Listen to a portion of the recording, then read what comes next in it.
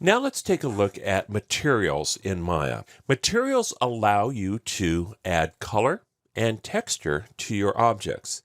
Now, when you work with materials, you also have to start working with rendering in Maya. So before we get started, let me just do a quick overview of the rendering options in Maya and how to do a simple render. Now, before we get started, we want to make sure that all the renderers are turned on in Maya, particularly the mental ray renderer, which we'll be using a lot. Now, it may be turned on in your install of Maya, but if not, let me show you how to get to it. We've got under Windows, we have Settings Preferences Plugin Manager. And when I open this, it brings me up to this scrolling window, which allows me to turn on or off any number of plugins. And these can do all sorts of different things. They can do physical simulation, they can add hair and fur, they can do import and export, and they also can be renderers. So the plugin I'm looking for is kind of towards the bottom here. It's called Maya 2MR.mll. And we want to make sure that loaded and auto load are checked. Now loaded loads it for the current session. Auto load loads it for every time you start Maya. So once you got that loaded, let's go ahead and close this window and take a look at how to render.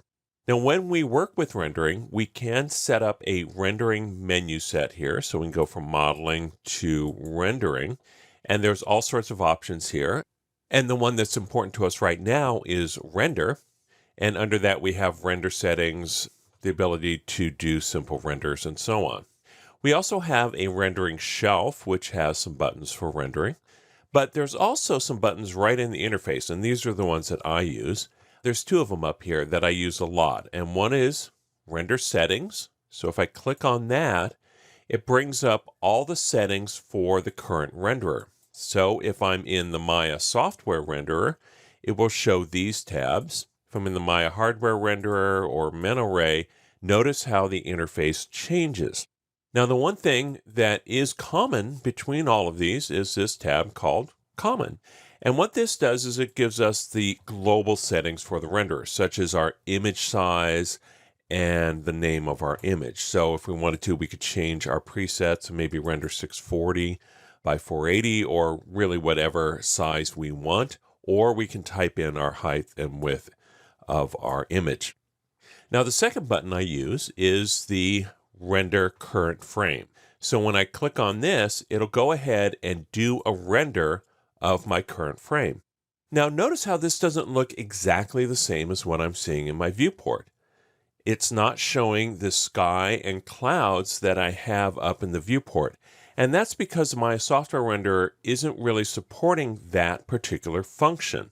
And that sky is basically a light source that Mental Ray uses to illuminate the scene. So you can actually use images as lights in Mental Ray. But that's not available in Maya software. So some features will be available in some renderers, but not others. Now from this render view window, we can do a lot of things. We can change the renderer and do another render if we want. We can also do file, save, or open an image. So if you want to save something out, you can do that right here. We also have an image buffer. So if I press this button, I can keep my current image, which is nice because then I can compare A/B of my images. And let's go ahead and do that. So I'm going to go ahead and change my renderer. Let's take a look at what Maya hardware renderer looks like. So when I click on that, notice how it changes. It's a little bit different. And the aliasing is a little bit different. And again, it gives me a little bit of a different look. So I can go ahead and keep that image. And you can see that this is Maya software versus Maya hardware.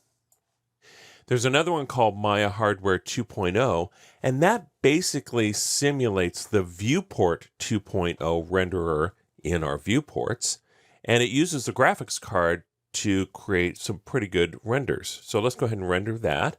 And notice how the clouds are showing and the quality of the render is a little bit different. So I'm going to go ahead and save that. So now we have Hardware 2.0, Hardware, Maya Software. I'm going to skip over Mental Ray and go to Maya Vector.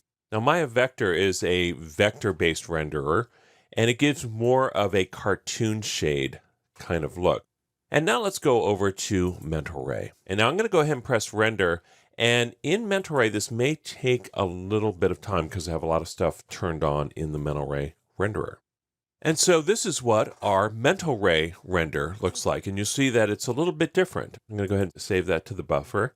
So we have toon shading or vector rendering, my hardware 2, hardware 1, software. And these all look a little bit different, but they're also set up a little bit different. So you can get reflections in most of these, for example. Mental Ray definitely is the best way to go if you're going to be using the native Maya renderers.